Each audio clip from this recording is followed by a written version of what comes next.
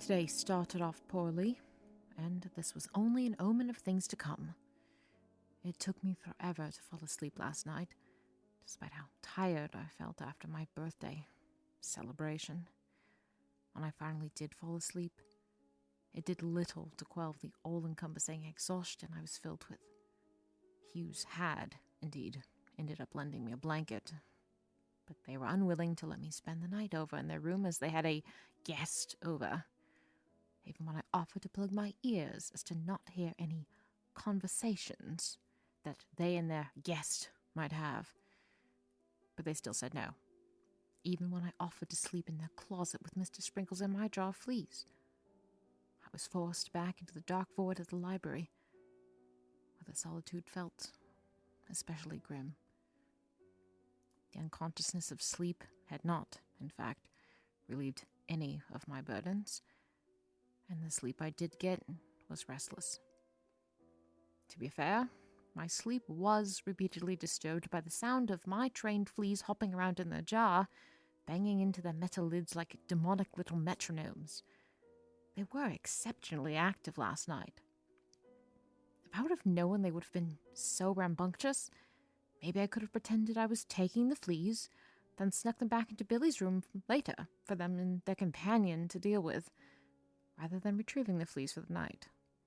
Aside, retrieving them nightly was a term which my agreement with Billy had admittedly hinged upon, as opposed to something I genuinely wanted to do. My fleas seemed happier in their room than amongst the books. Or perhaps I could have bartered with Billy to keep them there. But I digress. No matter how much I may try to place the blame on the fleas, I'm aware they had very little to do with the quality of my sleep. It's my own fault, and the fault of my own blasted self for getting myself into this situation in the first place. I woke up this morning to the rough, shuffling sounds of Mr. Sprinkles trying to eat the dust jacket off a book about nudibranch species. I think he's growing tired of living in the library. I know I am. Not that today is going to change that. Mr. Sprinkles is going to have to continue dividing his time between the library and Billy Hughes' room until we can find a suitable place to stay, for even anyone named Watson. I wish I could go back to sleep, to pretend I slept too late and forgot Dr. Watson's impending visit. But 7 a.m. was a long way away from the agreed-upon time of 2 p.m., and Mix Lewiston would be coming to work at 8 as usual. Some part of me, a part I knew was very ill-advised and too optimistic for its own good, held out the hope that Dr. Watson would forget about our little meet-up.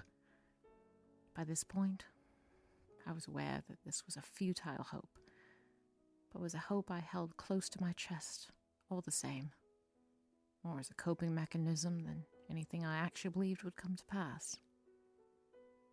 I was too nervous to eat breakfast, but I'd needed a vast amount of coffee in order to even feign any signs of life, which I consumed while slumped in a chair in the corner of the cafeteria.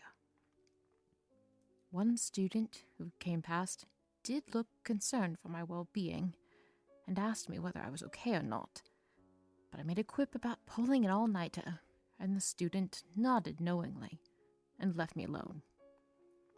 The coffee helped me feel slightly more awake, but came with the nasty side effect of making me both more anxious and less able to do anything about the anxiety which was overtaking me piece by piece. Regretfully, just as I'd expected, Dr. Watson showed up promptly at 2 p.m. Specifically, based on the pattern of sweat on his clothing when he entered the laboratory, he'd actually showed up outside at 1:30, but had waited until 2 to not burden me by showing up early. Likely Stamford or some other friend of his had dropped him off then. Either that, or he was dreadfully afraid of being late and had walked here, or taken a taxi early. I hated to acknowledge the courtesy this action implied. We greeted each other. I tried to sound professional and enthusiastic enough that Watson wouldn't suspect anything, but nonchalant enough that he wouldn't be more enamored with the idea of renting the Baker Street place with me than he already was. To appear busy and aloof, I went back to pouring coloured water from beaker to beaker as soon as we greeted each other. But Watson distracted me with a gift of sorts. I grabbed you a bagel with Neuchatel cheese on top, in case you hadn't eaten anything yet. It took me a moment to figure out how he deduced that I was hungry. Had he noticed the gentle trembling of my fingers, or the fact there were no crumbs anywhere near me to go along with the large number of empty coffee cups on the lab table? And I realized he likely hadn't noticed anything, and had just brought me a bagel because it was a nice thing to do. Thank you. You're welcome. I noticed Dr. Watson also had his own bagel. I reluctantly gathered up my things and followed Dr. Watson down the stairs and into the street, where we got a taxi. He tried to make small talk with me on the way to Baker Street, and I went into autopilot and responded in what I hoped were normal enough ways, while giving generic responses to statements about the weather or the university or how he'd heard good things about the landlady. My mind was free to consider every aspect of my plan to deter Dr. Watson from continuing to want a room with me. It was straightforward, or so I thought. All I had to do was make sure I came off as a sufficiently unpleasant flatmate. Something which shouldn't be too hard, considering all my previous flatmates have felt that way about me. Dr. Watson would naturally come to the conclusion on his own accord that he did not want to be my roommate, and the whole arrangement would be called off. That had been the plan, at least. I think you should get first dibs on what spaces in the flat will be yours. You're a detective, so you probably have lots of cool stuff you'll need space for. My plan stood on shaky ground. I was uncertain of its effectiveness more and more by the minute. Dr. Watson was being too nice to me. I was feeling rather hopeless about this, until I had a brilliant idea. I sat up straight and almost cheered joyfully, but just as I had to hide the signs of my exhaustion, I now had to hide the signs of my elation. It's always good to have a backup plan, and so it had occurred to me that, if by some absolutely wild chance my antics failed to deter Dr. Watson, if I could sufficiently discomfort the landlady, she likely wouldn't want either of us to rent the flat, and the deal would fall through, which would resolve me of the burden I was faced with. But if you ruin this deal, Dr. Watson will still cease to have lodgings. He'll be stuck staying in his current rooms, with his dwindling cash, still in need of a flatmate. Wouldn't you feel bad about that? Part of me admittedly did feel bad about that, but another part of me knew that I'd be doing him a favor by pulling the strings so that he'd end up with a better flatmate than I would ever be. We arrived at the Baker Street building, and Dr. Watson carefully paid the driver with money from his worn-out wallet. When Watson knocked on the front door, a lady in her 50s answered the door. She wore an elaborate, gaudy dress which made her look rather like a peacock. "Oh, hello, dearies. My name's Mrs. Hudson. Are you here about the rooms?" Watson said we were, and he introduced the two of us to her. She invited us in, and as I walked past her, I decided to start off strong by loudly asking her the question which had so horrified the student yesterday. "What's your favorite plant?" I regarded her with my most serious expression. She looked taken aback, and Dr. Watson briefly looked uncomfortable and confused, before he had an expression of realization, and said to her, "Oh, he's a scientist." Much to my dismay, Mrs. Hudson ceased looking confused upon this explanation, and said to me, "I enjoy roses very much. I have a few bushes out back. Better watch yourself around them so they don't prick you." I forced myself to chuckle amicably, and Mrs. Hudson and Dr. Watson also laughed. And then we began our tour of the Baker Street house. "Here's the kitchen, lads. There's only one kitchen for the entire household, but usually the other tenants aren't dodgy about sharing it. Which one of you is the cook?" "Oh, I am. This is a very nice kitchen. I'll be able to make more cakes in here. Maybe I'll even be able to make my own bread." Good Lord, no. The last thing this man needed was a kitchen to make more cakes in. I dreaded the food I would be subjected to if we roomed together. I shouldn't have complimented his cake yesterday. It would just make everything worse when I had to go about teaching him how to improve his cooking if he thought I liked his cooking the way it was. I shoved these thoughts to the back of my mind by blurting out the first thing I thought of. Will there be space for me to store all of my plastic artichokes? Oh, do you have a lot of those? Watson asked, looking confused. No, but I might someday. The two of you are welcome to store your dishes in these cupboards. I have a pan I use to cook rice. Generally, I don't wash it after I use it, so oftentimes there are moldy pieces of rice clinging to the inside of the pan. Is it okay to store that in the cupboard, or... I'm not very good at making rice yet, so if you'll make the rice, I'll wash the pan. Oh, I was going to have to try harder if I were to have any chance of my plan still succeeding. I did not want to think about how things would turn out if my plan did not work. Mrs. Hudson showed us the amenities of the kitchen, which Watson enthusiastically examined while I rolled my eyes in the background. When she showed him the refrigerator and freezer, I walked over to Watson and whispered gravely to him, "There will be lots of room to store brains in a freezer as big as this one." He looked over at me, raising an eyebrow and looking a bit unsettled.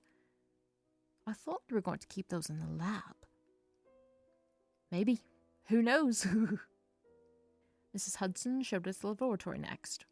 She said there was an identical one upstairs, and that these were also communal. When I saw the size of the bathtub, I jumped inside of it. I think an alligator would fit in this tub, as long as it wasn't one of the really big ones. Dr. Watson was uncomfortable once again. But then he turned to Mrs. Hudson and said, "Science. I put the peacock in this tub once. It barely fits, so I'm not sure about an alligator. Never seen one in real life, to be honest."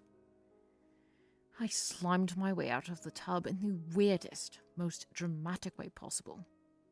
I thought it would really sell the act if I fell off the edge of the tub while hugging it like a sloth. But I messed up because I was trying to be too weird, and I hurt my shoulder when I landed. I had not anticipated that. "Mr. Holmes, are you okay?" I jumped to my feet, ignoring Watson's question, primarily because my answer would have been a resounding no on many levels. I'm in need of a special hiding place. For yourself? Actually, yes, now that you mention it, but that wasn't what I was talking about. I was talking about these bad boys. I pulled the item in question from the pocket of my coat. A folder with... Are those rainbow gelatin bears on the outside of it? Oh, I bet that's where you keep all your detective secrets. No, it's actually where I keep all the birth certificates to my collection of plushy slugs. Regretfully, there isn't space for them in my current lodgings, so all of them are currently staying with my friend, Irene. I miss them dearly, though. I'm going to devote an entire corner of my bedroom to them and all the little costumes. We went upstairs, and Mrs. Hudson let us into the flat labeled 221B. As soon as the door was open, just far enough for me to wedge my way inside, I did so, and went to lie on my back in the center of the carpet in the living room. When the others looked at me curiously, I explained, "I'm going to be spending lots of floor time on this floor here, so it's important I test it out to make sure it's comfortable." When no one else seemed to know what floor time was, I simply explained, "Sometimes it's very important to lie on the floor. The floor to a person is like the sun to a plant." Mrs. Hudson showed Dr. Watson around, and when they neared the bedroom, ignoring me, I got up off the floor to follow them. Now, I think it's important to note that there's only one bedroom, but that shouldn't be a problem, of course. What do you mean? Of course. Well, married couples usually don't mind sharing a room. Oh, I think you're mistaken. We're not married. How deeply Watson blushed at her comment was not lost on me. I felt an odd sense of second-hand embarrassment, which was uncharacteristic of me and which I didn't understand. Thankfully, the awkwardness of the situation was mitigated by the fact that Mrs. Hudson also seemed embarrassed now, and the fact that I was certain I was now no longer the most awkward one in the room. That gave me a boost of confidence. "Oh, I'm sorry for assuming. I just noticed he was wearing a ring." She pointed at the ring on my finger. "Oh, this is not a wedding ring. I won it at the circus when I was 12, and I have not taken it off since." This was not true. I'd actually found it in the garbage can outside my house a few weeks ago. I did have to go head-to-head with a crow in a battle of wits when it tried to take the ring from me just as I was pulling the shiny metal from the garbage can. And I had only succeeded by the narrowest of margins, a fact which had the odd effect of both embarrassing me and impressing me. But that was still not the same thing as winning it at the circus. Everyone seemed uncomfortable after my story about winning the ring at the circus, so I decided it was a great time to strike with a comment which would make them even more uncomfortable in a sort of hit them while they're down sort of thing. Supposing we rent these rooms, if you ever see anything on the ceiling that looks like blood, I'm a big fan of eating pomegranates, and they're so messy. So it's probably just pomegranate juice and not blood, but I can't make any promises. Why can't you just eat your pomegranates in the shower? I think that's a better idea for everyone. That way, if we see anything on the ceiling, we can know it's not juice. This was a good point, but I ignored it. Instead, I turned to Mrs. Hudson and steepled my fingers in a businesslike fashion. "How do you feel about fleas? Not your everyday fleas, mind you, but trained ones." "Trained fleas?" "I'm teaching them how to play the piano. If you could please excuse my friend and I for a moment." "Oh, of course, dear. You and your friend can discuss whatever you need to. I'm going to go downstairs and make sure the muffins aren't burning." She glided off downstairs, leaving Watson and I alone in the upstairs bedroom. I felt uncharacteristically awkward about this, so before Watson could say anything, I tried to change the subject and lighten the mood in order to fill the awkward silence. "This doesn't even look like a wedding ring. She dresses like she thinks she's a fashion designer." "She is a fashion designer."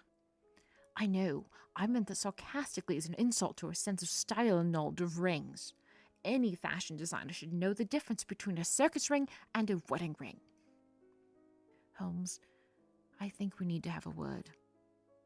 He pinched the bridge of his nose and looked at me tiredly. Here it was. Here was the moment I'd been waiting for, the magnum opus that I'd been working towards this entire time. I had to manually control my facial muscles and mask them to keep them in a very serious expression when, had I not done so, I would have looked unreasonably and confusingly excited about this development. In my most serious voice, I asked, "Yes, Dr. Watson?" "I don't think the landlady wants to hear about trained fleas or moldy rice or pomegranates." She doesn't?" I asked, putting on my most shocked voice. 5 or 10 years ago, it's likely I genuinely wouldn't have realized her discomfort.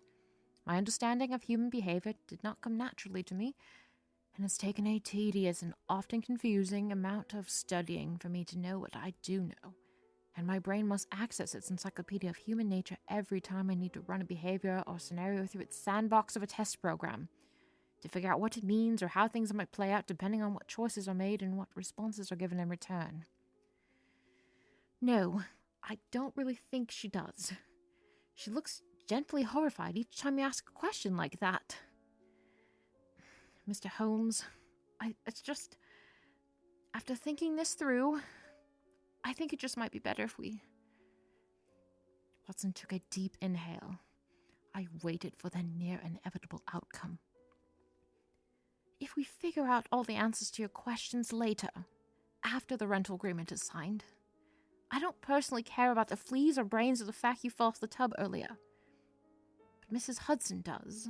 So if you prefer, I can do most of the talking to her. You look tired, and you still haven't eaten your bagel. What bagel? I can see it sticking out of your pocket, Holmes. At least you ate the cheese off the top before you put it in there.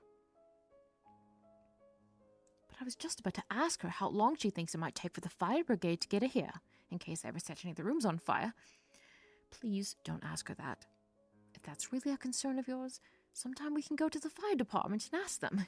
They probably know better than she does anyways, unless she's secretly into arson. Watson paused, then spoke in hushed tone. Listen, Mr. Holmes, I really need this deal to work out. I've run out of funds. I got evicted from my hotel earlier. If this deal doesn't work out, I've got nowhere to go. I have to cross my fingers and say a prayer that it even works out in the first place. I'm sorry I wasn't more upfront with you about my financial situation. I was aware of it. How? It's a long story. You did a decent job at nailing the soles of your boots back on, though. I have no idea how you knew that, but thank you, I guess. Maybe this deal isn't the right one. I find the landlady rather unlikable. I don't like how she smells, for one. I think you'll feel better if you eat the bagel. It's like that phrase, one is not himself when he is hungry. Where did you get the bagel if you don't have any money? I stole it from the cafeteria. You stole the bagels? Yes. I distracted the cook by batting my eyelashes at him, and then he was looking at my face and not at my hands, which were stealing the bagels and cheese. Look, it's really not important. No, I'm impressed. You're a detective. I thought you'd be horrified. Oh, no, I'm not that sort of detective. Oh, good. But what if I forget one of my questions? They're all very important. I asked this partially to be irksome and petty, but forgetting the questions I actually wanted to know the answers to was a genuine fear of mine. You can write them on this piece of paper and ask me later. Mrs. Hudson came back upstairs at this point. Did you boys have a good time talking? We did. Thank you. I angrily ate my bagel while Watson spoke to Mrs. Hudson and expressed that we were still indeed interested in renting the rooms. I hated myself for how petty I knew I was being, but I found it extremely hard and utterly tiring to stop myself from sabotaging this. After Watson's talk with me, my hands were figuratively tied. I couldn't go back to asking all my weird questions. Not after how honest Watson had been with me. I couldn't bring myself to do it, and I hated myself for not being able to, and I also hated myself for wanting to in the first place. I could do nothing to stop the course Watson's choices had set us upon, not without robbing him of something he was in desperate need of. How much of a down payment would you be able to put down? Unfortunately, not a lot. He means nothing. I'm still in the process of looking for work after the war, and Mr. Holmes here is a respected detective, so it's only a matter of time before he has another paying case. Mrs. Hudson sighed and looked at Dr. Watson sadly. If it were just you here, Doctor, I'd probably be okay with that. But considering your friend's rather unusual selection of professions, I feel from a liability standpoint, it's rather important I get at least something up front. Watson looked crushed upon hearing this. Both of us knew he didn't have any money, and neither did I. It seemed the deal was not going to work out. This was my chance, the opportunity I'd been waiting for. But I couldn't take it. Watson looked over at me, and I couldn't tell whether he was more heartbroken or more angry. Regardless of which, he had every right to be. It was my antics that had gotten us into this mess, and my antics alone. I thought I'd been sabotaging this deal, and the whole time, I'd really just been sabotaging myself by gouging out a rut in which I was now forced to tread. I'd written myself into a corner, and I I had to take responsibility for my actions. Much though I despised doing this down in the pit of my soul, and despised the fact that I was forced to take an action to push this deal through, I knew it was time to call my brother Mycroft and ask him for more money again. Dr. Watson awkwardly thanked Mrs. Hudson for her time. He was just about to head downstairs without me when I held up my hand in a motion to stop him, and I turned to face Mrs. Hudson. "We'll be able to come up with the necessary funds. There's a phone call I need to make."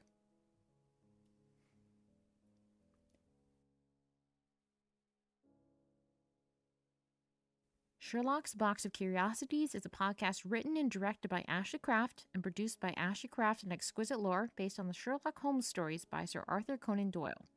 Sherlock Holmes was played by Ashlee Craft. You can support this podcast by telling your friends about it, giving us a good rating on the podcast site of your choice, or supporting us on Patreon for as little as $1 a month. You can find the links in our description. Thank you for listening.